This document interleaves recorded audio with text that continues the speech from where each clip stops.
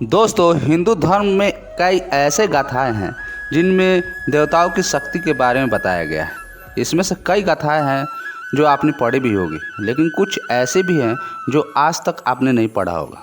एक ऐसी ही गाथा है देव के देव महादेव और भगवान श्री कृष्ण के युद्ध की। भगवान श्री कृष्ण विष्णु के अवतार माने जाते हैं। भगवान विष्णु और शिव एक दूसरे के भक्त भी हैं।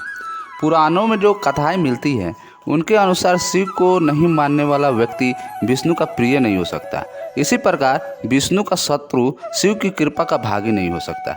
लेकिन एक घटना ऐसी हुई जिससे भगवान शिव और विष्णु के अवतार श्री कृष्ण युद्ध में आमने सामने आ गए और महासंग्राम छिड़ गया। दोस्तों, पुराने में शिव और श्री कृष्ण के बीच हुए युद्ध की जो कथा मिलती है उसके अनुसार राजा बलि के पुत्र बानासुर ने भगवान शिव की तपस्या करके उनके सहस्त्र भुजाओं का वरदान प्राप्त कर लिया। बानासुर के बल से भयभीत होकर सभी उसे युद्ध करने से डरते थे। इससे बानासुर को बल का अभिमान हो गया। बानासुर की पुत्री उषा ने एक रात स्वप्न में श्री कृष्ण के पौत्र अनिरुद्ध को देखा। उषा स्वप्न में ही अनिरुद्ध को देखकर उस पर मोहित हो गई। उषा ने अपने मन की बातें सखी को बताई। सखी ने अपनी मायावी विद्या से अनिरुद्ध को उसके पलंग सहित महल से चुराकर उषा के शयन कक्ष में पहुंचा दिया। अनिरुद्ध की नींद खुली तो उसकी नज़र उषा पर गई। अनिरुद्ध भी उषा के सौंदर्य पर मोहित हो गया। जब बानासुर को पता चला कि उसकी पुत्री के शयन कक्ष में कोई पुरुष है तो सैनिकों को लेकर उषा के शयन कक्ष में पहुंचा। वहां पर बानासुर ने अनिरुद्ध को देखा। बानासुर के क्रोध की सीमा न रही और उसने अनिरुद्ध को युद्ध को ललकारा।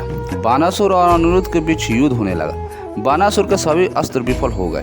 तब उसने नागपाश में अनिरुद्ध को बांधकर बंदी बना लिया। इस पूरी घटना की जानकारी जब कृष्ण को मिली तो वो अपनी सेना के साथ बानासुर की राजधानी में पहुंच गए। श्री कृष्ण और बानासुर के बीच युद्ध होने लगा। युद्ध में अपनी हार होता हुआ देखकर बानासुर को शिव जी की याद आई, जिसने बानासुर को संकट के समय रक्षा करने का वरदान दिया था।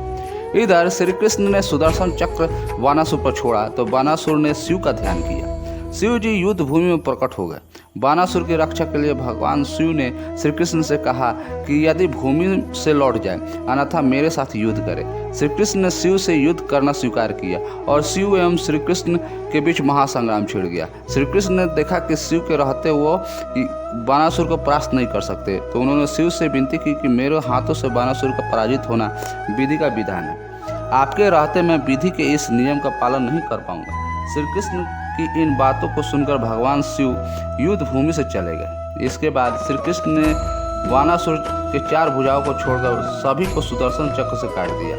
बानासुर का अभिमान चूर हुआ और उसने श्री कृष्ण से क्षमा मांगकर अनिरुद्ध का विवाह उषा से करवा दिया। तो ये थी आज की कहानी। आपको कैसी लगी? उम्मीद करते हैं अच्छी होंगी। तो प्लीज़ मेरे चैनल को लाइक और सब्सक्राइब करिए। तब तक के लिए थैंक यू, धन्यवाद।